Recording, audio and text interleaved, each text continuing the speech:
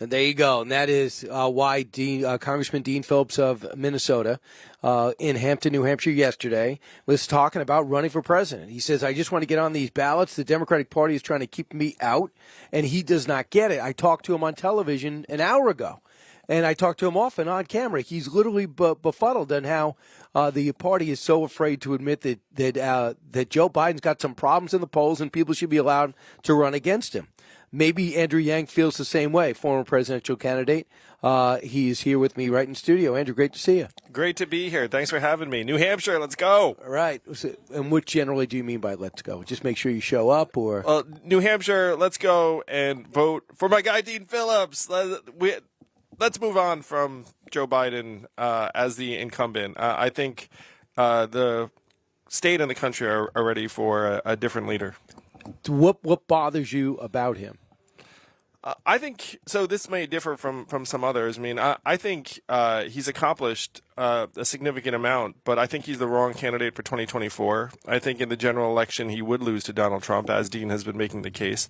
I think there is a lot of frustration over the fact that the DNC has not played it straight up here in New Hampshire or in North Carolina or in Florida, where they're canceling primaries. I mean, how can you literally give a speech championing democracy on one hand and then turn around and suppress it on the other? That is what is going on in this Democratic primary, and Dean Phillips is calling it out, and he's about to show everyone that people don't want just the battle of the 80-year-olds. How do you know him? Dean and I met a couple of years ago at a campaign finance reform event. He's a serving member of Congress. He said, look, I don't take PAC money. I don't take lobbyist money. I think it's terrible that all my colleagues are constantly scurrying off to dollar for dollars. And I heard this guy and I was like, wow, this is a member of Congress? I could get behind this. So we became friends. And then he publicly said what I think most people were thinking, which is Joe shouldn't run for re-election. He then got attacked for that, which made me like him even more. Right.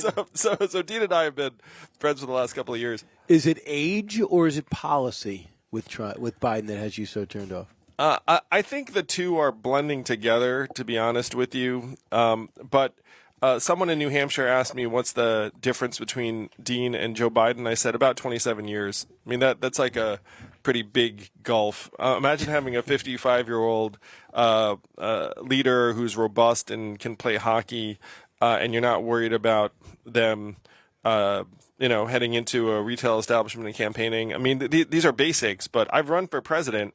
I think having an 81-year-old candidate would be a massive handicap in the fall. So Senator Maggie Hassan of New Hampshire, Democrat, said this, cut 24.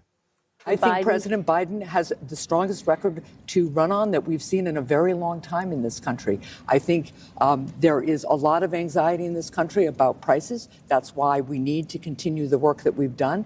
But in addition to doing the bipartisan work, President Biden and Democrats have stood up to Big Pharma, for instance, to lower prescription drug prices. We are investing in clean energy and helping granite staters lower their energy costs.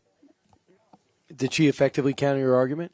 I don't think she did. She did particularly on several levels. I mean, I'm someone who agrees that America needs to be more affordable, and I think the best way to do that is to have a new chief executive who is more in touch with what's happening in the country, who wants to do things like have a universal health care system, have baby bonds, bring back the enhanced child tax credit, all of which are on Dean's platform.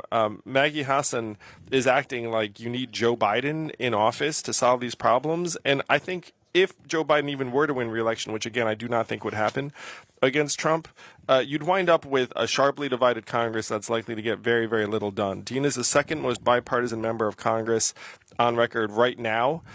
And he's going to have a nonpartisan, bipartisan cabinet. He's going to bring in people from outside of government. He's actually going to be much, much better positioned to solve some of these problems. But yet he voted with Joe Biden every step of the way.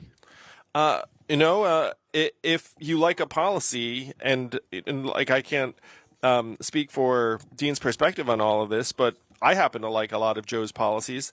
And if Dean becomes president, he's going to be a problem solver, as he was as a leader of the Problem Solvers Caucus. He's obviously not afraid to flout the party. I mean, he's running against the sitting president right now. Like, you can imagine all the slings and arrows that are coming out for this guy. He's got a backbone like a steel rod. And so when the party is going astray, he'll call it out, like the border. He thinks what's happening in the border right now is backward and ridiculous. He wants to do common sense things like establish a buffer zone, have people apply for asylum in their own country as opposed to having to come into the U.S. to apply for asylum. We have Byzantine, nonsensical policies on the border that Democrats constantly ignore or apologize for. And you know who's calling it out? Dean Phillips. Well, I'll tell you what, one thing is pretty clear. 33% approval rating according to ABC for the President of the United States. But in New Hampshire, as a write-in candidate, Andrew Yang, he gets 63% of the vote. Other gets 11, and 10 is to Dean Phillips. Our poll has it at 32%, Dean Phillips. The crowds he's getting around What's the your state. poll? So it's published by the American Research Group, and it says Dean Phillips is at 32% as of this weekend. He's drawing crowds of hundreds of New Hampshire voters everywhere he goes. And if you look at the standard that Joe Biden has to hit, Barack Obama, Bill Clinton in New Hampshire got 84% of the primary electorate vote. Joe Biden, this is what's going to happen in real life, guys. Dean's going to put up a shockingly big number, and then the Biden campaign is going to be spinning it and apologizing for the fact that Joe Biden got whatever it's going to be, 55, like 58%. They'll be like, oh, that's good. Guys, that's freaking terrible for an incumbent Democratic president to get that among his own people in New Hampshire. The threshold should be 84%.